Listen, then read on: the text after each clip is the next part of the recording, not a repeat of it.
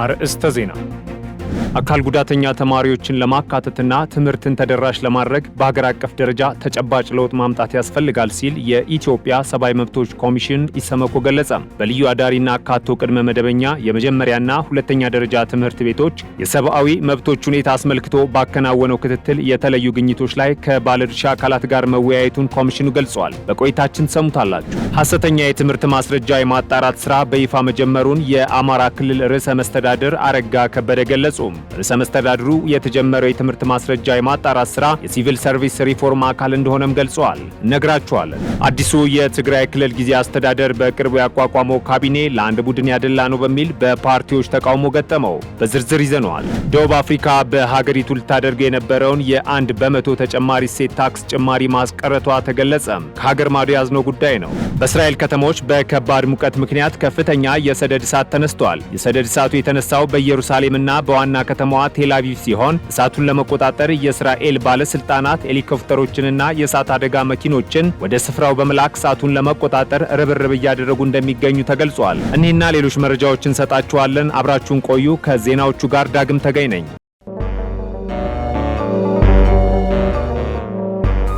ባንኮች ለአርሶ አደሮች ብድር ለማበደር የሚጠይቋቸው ቅድመ ሁኔታዎች በተለየ መልኩ የሚበዙ በመሆናቸው ምክንያት አሁንም በሚፈለገው ደረጃ አርሶ አደሮች ብድር እያገኙ አለመሆኑ ተነግሯል። ከሀገሪቱ የመሬት ሕግ ጋር በተያያዘ ባንኮች ለአርሶ አደሮች ብድር ለማቅረብ ከመደበኛው ቅድመ ሁኔታ በተጨማሪም አርሶ አደሮቹ እንደ ቲን ነምበር፣ የመሬት ሰርተፊኬት፣ የጋብቻ ሰርተፊኬት፣ የድጋፍ ደብዳቤና ሌሎች መሰል ቁጥራቸው የበዙ ቅድመ ሁኔታዎችን እንዲያሟሉ ይጠየቃል ሲሉ በግብርና ላይ ትኩረቱን አድርጎ የሚሰራው ለእርሻ የተባለው ተቋም ማኔጂንግ ዳይሬክተር አቶ አብርሃም እንድሪያስ ለሀገሬ ቴሌቪዥን ተናግረዋል። አሁንም ችግሮች ያሉ ቢሆንም ካለፉት 2 ዓመታት ወዲህ ግን ለውጦች እየታዩ ነው ያሉት ደግሞ የንግድና ቀጠናዊ ትስስር ሚኒስትር ዴታ ወይዘሮ ያስሚን ውሃብ ረቢ ናቸው። በሙከራ ደረጃ ተግባራዊ በመደረግ 2 ዓመት ያለፈውና አርሶ አደሮች ያመረቱትን ምርት አስይዘው ብድር እንዲያገኙ የሚያስችለው የመጋዘን ደረሰኝ አገልግሎት ላይ 5 ባንኮች ገብተው እየሰሩ መሆኑንም ተናግረዋል።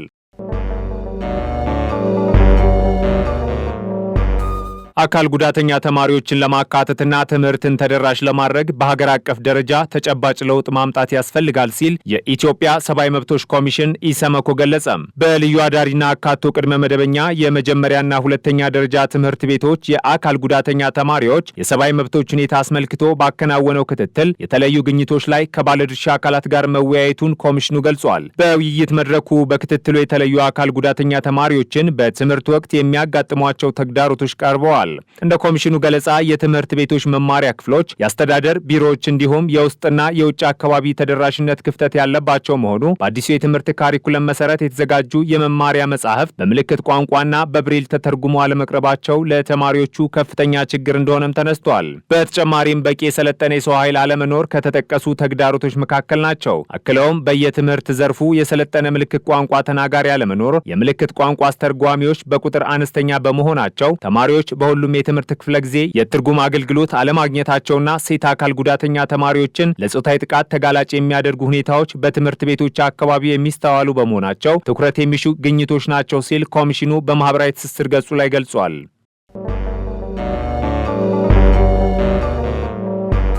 ሐሰተኛ የትምህርት ማስረጃ የማጣራት ስራ በይፋ መጀመሩን የአማራ ክልል ርዕሰ መስተዳድር አረጋ ከበደ ገለጹም። ርዕሰ መስተዳድሩ የተጀመረው የትምህርት ማስረጃ የማጣራት ስራ የሲቪል ሰርቪስ ሪፎርም አካል እንደሆነም ገልጸዋል። የሲቪል ሰርቪስ ሪፎርም ማስፈጸሚያ ዕቅድን ከአስተዳደር ምክር ቤት አባላት ጋር ገምግመናል ሲሉ ርዕሰ መስተዳድሩ በይፋ የማህበራዊ ትስስር ገጻቸው ላይ አስታውቀዋል። የሪፎርም ሂደቱ በጥሩ ሁኔታ ላይ የሚገኝ መሆኑን አረጋግጠናል ያሉት አቶ አረጋ የሪፎርሙ አካል የሆነውን ሐሰተኛ የትምህርት ማስረጃ የማጣራት ስራም በይፋ አስጀምረናል ሲሉ ነው ገለጹት።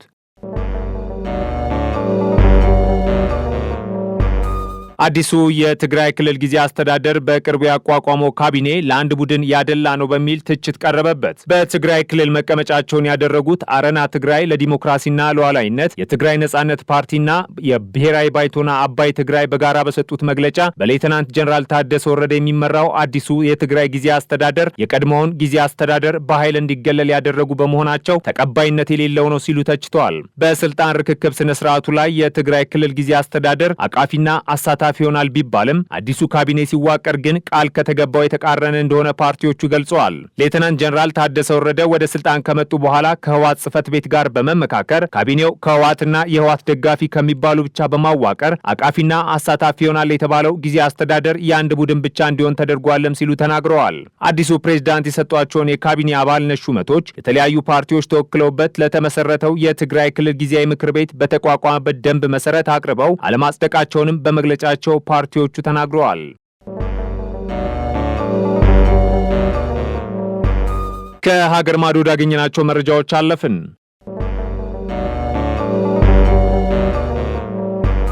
ደቡብ አፍሪካ በሀገሪቱ ልታደርገው የነበረውን የ1 በመቶ የተጨማሪ እሴት ታክስ ወይም ቫት ጭማሪ ማስቀረቷ ተገለጸም።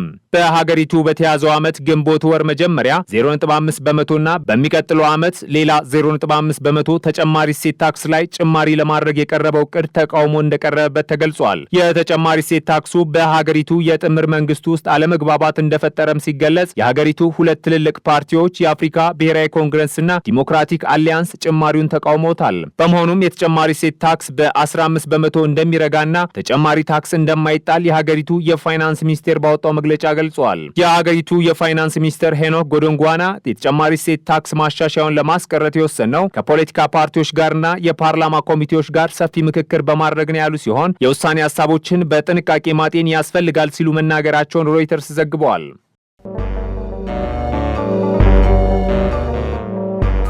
በእስራኤል ከተሞች በከባድ ሙቀት ምክንያት ከፍተኛ የሰደድ እሳት ተነስተዋል። የሰደድ እሳቱ የተነሳው በኢየሩሳሌም ዋና ከተማ ቴል አቪቭ ሲሆን እሳቱን ለመቆጣጠር የእስራኤል ባለስልጣናት ሄሊኮፕተሮችንና የእሳት አደጋ መኪኖችን ወደ ስፍራው በመላክ እሳቱን ለመቆጣጠር ርብርብ እያደረጉ እንደሚገኝም ተገልጿል። እሳት አደጋው የተነሳበት መንገድ የነሻሪምና የሶሬክ በተባሉ አካባቢዎች መጋጠሚያ መንገዶች መካከል በመሆኑና ቦታዎቹ ለባቡር መሰረተ ልማት ቅርብ በመሆናቸው የባቡር ትራንስፖርት አገልግሎት መቋረጡም ተነግሯል። የእስራኤል የእሳት አደጋ አውሮፕላኖችና መኪኖች ሰደድ እሳቱን ለመቆጣጠር ርብርብ እያደረጉ ቢሆንም የእስራኤሉ ጠቅላይ ሚኒስትር ቤንያሚን ኔታንያሁ በሀገሪቱ የተነሳውን እሳት ለመቆጣጠር ከእሳት አደጋ መከላከያና የጸጥታ ኃላፊዎች ጋር በእሳት አደጋ ማዘዣ ማዕከል ተገናኝተው መክረዋል። ጠቅላይ ሚኒስትሩም የተነሳውን ሰደድ እሳት ከባድ መሆኑን ገልጸው ሰደድ እሳቱ የሚባባስ ከሆነ እንደ ግሪክ ካሉ የእስራኤል ጎረቤት ሀገራት እርዳታን መጠየቅ እንደሚችሉ ገልጸዋል ሲል ሮይተርስ ዘግበዋል።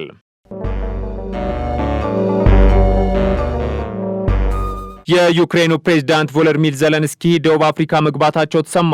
ፕሬዝዳንቱ ደቡብ አፍሪካ የገቡት የሀገራቸው ጦርነት እንዲቆም ከደቡብ አፍሪካው ፕሬዝዳንት ጋር ለመምከር ነው ተብሏል። ዘለንስኪ ከጦርነቱም በተጨማሪ በሁለቱ ሀገራት ግንኙነት ላይ ሊመክሩም ነው ተብሏል። ዘለንስኪ ሩሲያ በሀገራቸው ላይ የምታደርገው ጦርነት እንዲቆምላት በርካታ ሀገራትን እየተወተች ትገኛለች። ደቡብ አፍሪካ በጦርነቱ ገለልተኛ የሚባል አቋም የምታራምድ ናት። ሩሲያና ደቡብ አፍሪካ ሁለቱም የብሪክስ መስራችና አባል ሀገራት ናቸው። የዘለንስኪ ጉዞ ምናልባት ከሩሲያው ፕሬዝዳንት ቭላዲሚር ፑቲን ጋር ሊያግባባቸው እንደሚችል ግምት ተይዞበታል። ዘለንስኪ ደቡብ አፍሪካ ከመግባታቸው 3 ቀናት ቀደም ብሎ ሲሪል ራማፎሳ ከፑቲን ጋር የስልክ ንግግር እንደነበራቸው መረጃዎችም ወጥተዋል። ከ2 ዓመት በፊት ራማፎሳን ጨምሮ ሌሎች የአፍሪካ መሪዎች ጦርነቱን ለማስቆም ያደረጉት ጥረት የከሸፈ መሆኑም የሚዘነጋ አይደለም። በተያዘ አሜሪካ አስቀመጥኩት ባለችው እቅድ ሩሲያና ዩክሬን የማይስማሙ ከሆኑ ከአሸማጋይነት ራሷን እንደምታገል በምክትል ፕሬዝዳንቷ ጄዲ ቫንስ በኩል አስታውቃለች።